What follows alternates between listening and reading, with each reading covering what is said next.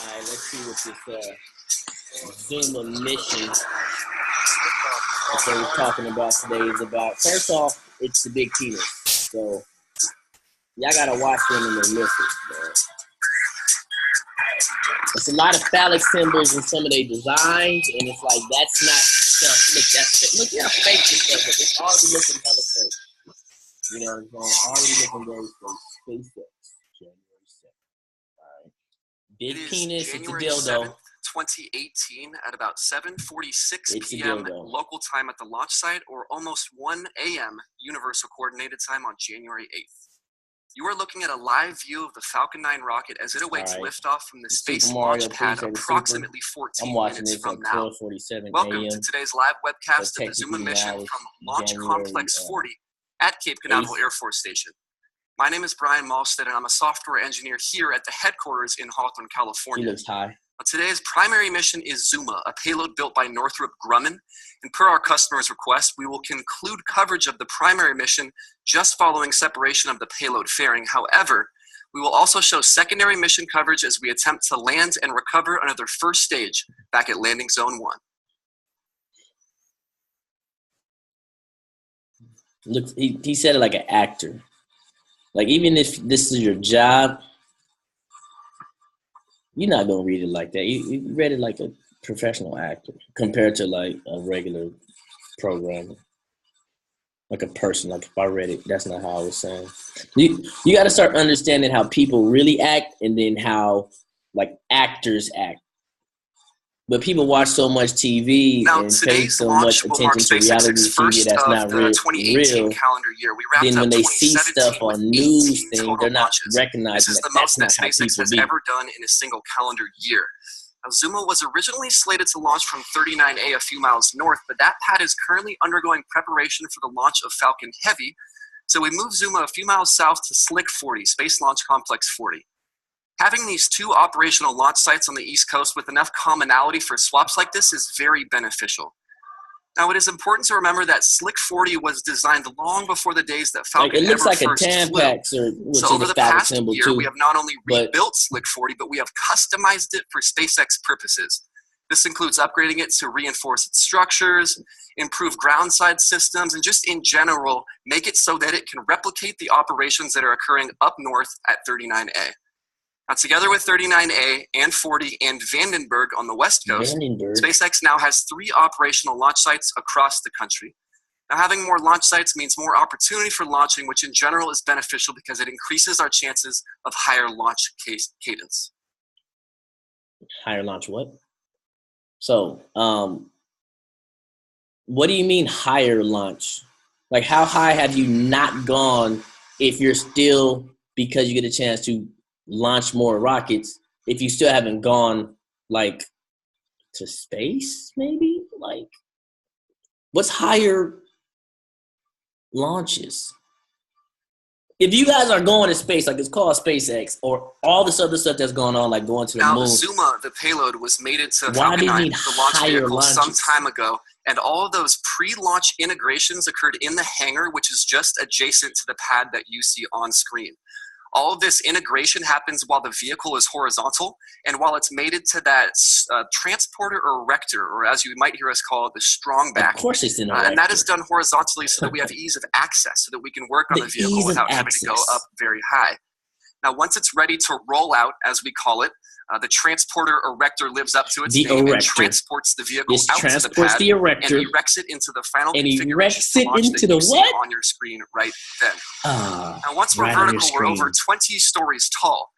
Now, the first stage takes up about the first 2/3 closest to the ground, and then the second stage is that top bit with the fairings that encapsulate Zuma. Now, we stage the rocket for the same reason that we want a better gas mileage vehicle. If you're carrying around less mass, your fuel is going to get you farther. And so because the vehicle, the rocket, is mostly structure, and within that structure is mostly propellant, once you use all that propellant, you don't need to carry around that empty structure anymore. That's exactly what happens. Once Falcon 9's first stage is nearly depleted, it heads back to the launch site after separation, and second stage then has less mass to carry on as it goes to deliver the payload to its final desired orbit. Okay. So it's a delivery system.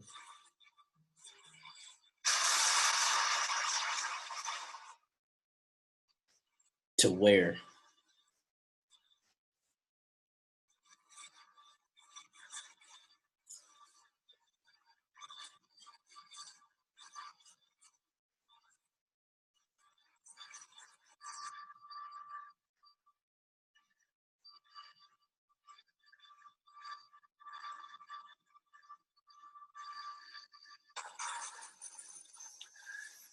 One of the most important procedures that we are conducting during this pre-launch phase is the loading of propellants.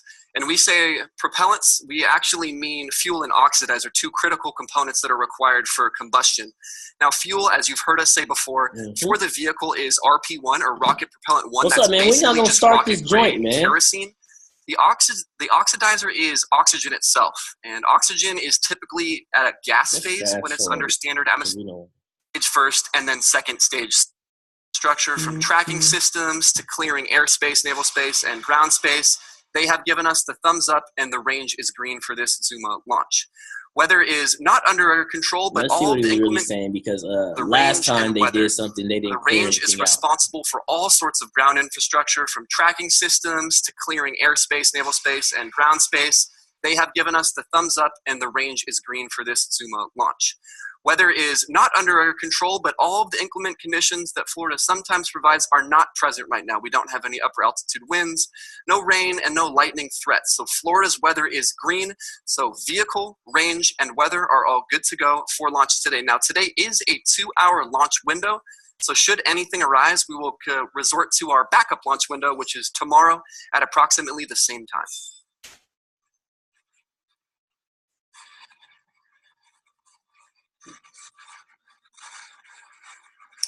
They're not doing that. Stuff in market sectors, very famous James Webb Space Telescope. Northrop Grumman is over 66,000 employees strong, and they work across the nation with a bunch of missions, even protected global communication. It's only 23 minutes. Okay, look, here go. Let's go back so we don't miss none of the bullshit. Among many others. Okay, fake curve, right? Nobody, we never seen it. We obviously know that's not real. We've all stared at the stars with wonder in our eyes. We have. Searching the sky for something more. Don't that look like a ceiling? Searching the world for what else is out there. Nope, never seen that. And wondering what we could do to find it. At Northrop Grumman, that wonder is more than just a daydream. SpaceX got commercials. We made it our passion. Tranquility Base here. The Eagle has landed. We've cultivated a world of dreamers and doers, pioneers and protectors. Our engineers have always pushed the limits of space, and we've revolutionized technology again and again. We see limitations as challenges. We see the unknown as something only undiscovered. And we system engineer beyond what's impossible, because we believe there's no such thing. There's no such thing as space, you guys. They're telling you that. Always working to push forward. That's not what's scientific really pioneering. So every time they're showing a satellite, we know that the satellites aren't real. Like, this isn't what they're, that's not really what it is, right? That's not a real planet. That's not a satellite. We just know that, like, they're drawn, if they're showing you that they draw and put it on the thing. But it's not a recording of a real satellite. So what are they going? This isn't real again. You know, it's going to be a simulation of what ideally they want to do. Let's put a flag on here because we know people need to know it's America. Let's stand by it.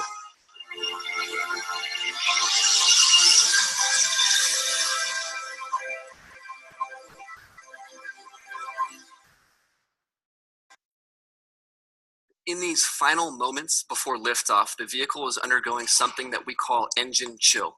Now, as I mentioned earlier, oxygen naturally wants to be at a gas phase. We want to coerce it into the liquid phase, and to do so, we need to supercool it. Well, that oxygen becomes very, very, very cold, and the engine is not as cold as the oxygen that will flow 3 minutes through and it. 3, So 2, in order to reduce 1 any second. thermal stress that might be imposed upon the engine, we try to chill the engine ahead of time so that we don't have as much of a thermal gradient. Now, you may remember we retract the strong back to around 50 degrees a few minutes before Retract in previous from the webcasts. strong back. We're going to just prime the actuators and then retract it fully at T-0. Prime the In these final seconds, actuators. we're topping off the liquid oxygen, and then at T-1 minute, the onboard flight computers will take full control of the vehicle and transition it all the way from startup through terminal countdown. So let's listen into that now. Okay, why is that going? What's happening right now? Why does it look like this?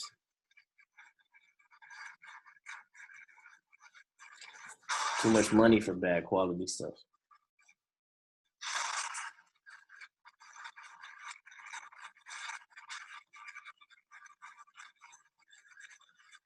Come on, man. All right, T-. Let's go up a minute.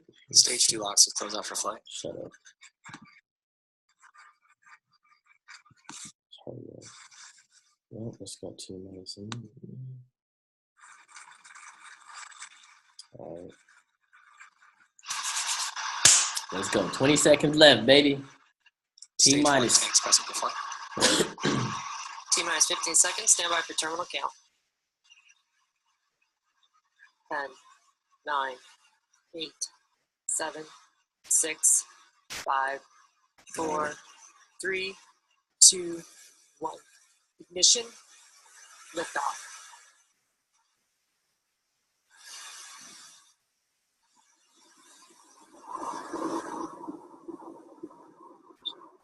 All right, we lift.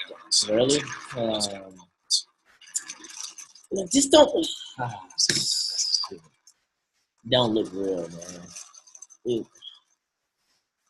And then now, what are we doing sideways? At 1 kilometer in the air, why was that a sideways picture?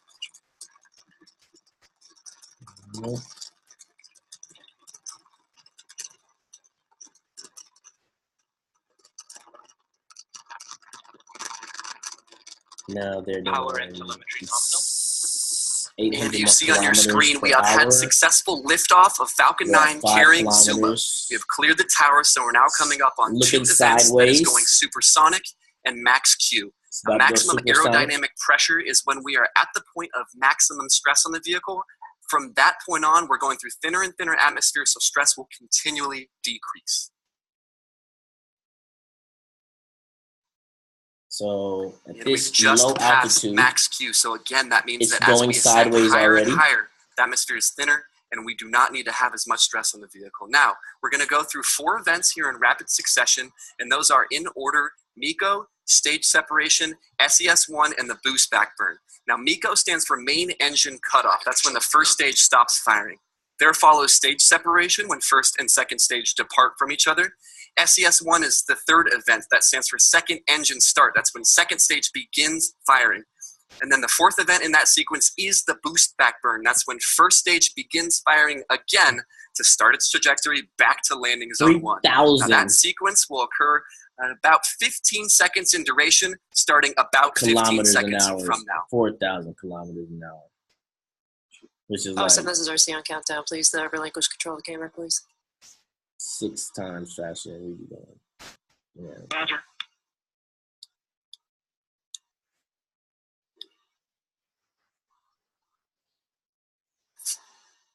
Now that's what it looks like. What happened? Where'd it go? Oh, yeah, some bull stuff. Then that's that. So we go from having camera view to nothing to a bullshit drop, and then the room. Why? Who cares about what they're looking at and what they're doing?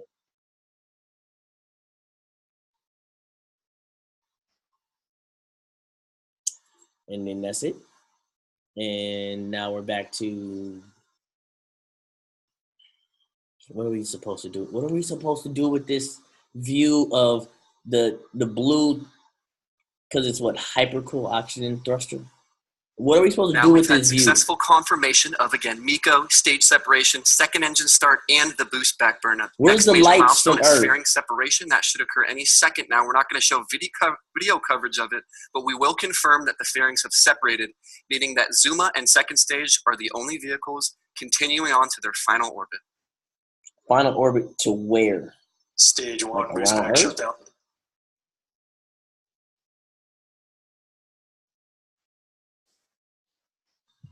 Okay, that dot doesn't give us nothing. Come on. Where are we going? Okay, stage 1 is decreasing in speed, but it's 120 kilometers in the air.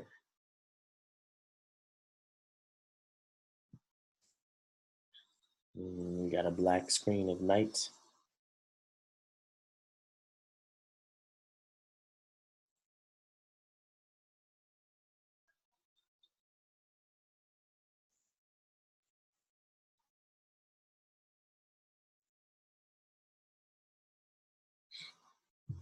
All right, so this don't make no sense. Now, wonder why they do it at nighttime. Anybody? Is it because you can do a shot like this and people will just say, well, it's because it's nighttime, so you won't be able to see it as the thrusters go out? Because they just told us that once the payload is dropped, it's not carrying that speed, so it's not going to be using it. And all the thrust juice was used early on while it was at its heaviest.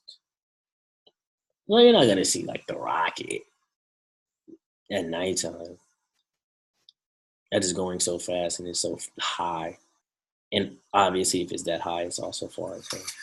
All right, so we'll address the fairing deployment here in a second once we have more information. But for now, we're going to shift our transition back to the focus on the secondary mission, which is the landing and recovery of the first stage. Now, it is nighttime, so we're looking at a black screen, but we should be able to see some burning of the second and third burns here in the landing sequence. Quick sidebar, we did get successful confirmation that the fairings did deploy. So the primary mission has concluded up to this point successfully, and now Zuma and second stage are continuing on to their final orbit. So we will focus back to the secondary mission now, which is this 3-burn phase of the landing of the first stage. Now, we already saw the boost back burn and got confirmation of that. The 2 remaining burns are the re-entry burn and the landing burn. Now, the second is the re-entry burn, and that is solely intended to decelerate the vehicle so that we go through the atmosphere subject to as little stress as possible. As I mentioned earlier, heat and pressure can accumulate. That thermal stress is very severe. As you go through the denser and denser atmosphere, you want to be going as slowly as possible. So we perform a re-entry burn just prior and during re-entry so that we have as little stress as possible on the vehicle. Now, that will happen at about T plus 6 minutes and 17 seconds, actor, and that re-entry burn will last for about 15 seconds. We'll tune into that.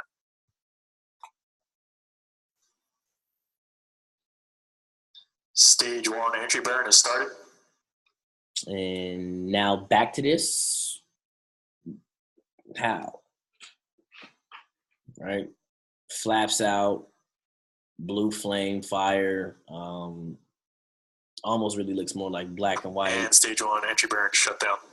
And as you just heard and saw, we had successful startup and shutdown of the re-entry burn, the second of 3 burns in the phase to get back to landing zone 1. Now, the third and final one, as it is self-named, is the landing burn. This one lasts a little bit longer. It's about 17 seconds in duration. It's coming up in about 30 seconds. We should get pretty good footage of it coming down from the top of the screen. And again, that's a 17-second burn. So the legs deploy and we touch down on the surface of landing zone 1 here in this attempt. Stage 1 is transonic.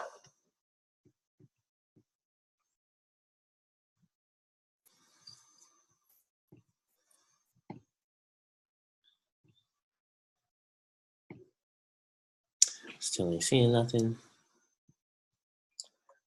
Stage 1 landing burn has started. All right, so this comes on back again. It literally looks like a black and white picture because that's not the color of fire. So they're just probably using some old footage and they're doing this so that it looks like what we're watching is live, and they're just replaying it because we're not seeing anything, right? Landing lights have deployed. And you could tell how that fire looks at that paint. Like, really, you could tell it's like a filter on this paint.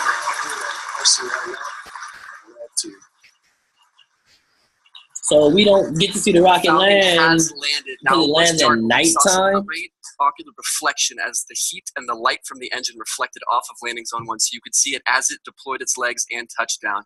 Now, with the transition from the successful deployment of the Boy, payload they be fairings and the landing of lying. the secondary mission, that first stage, we'll now conclude our coverage of this Zuma mission.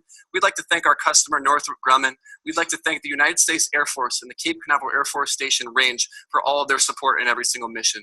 We would additionally like to thank the Federal Aviation Administration for their part in regulating and licensing every single one of these launches.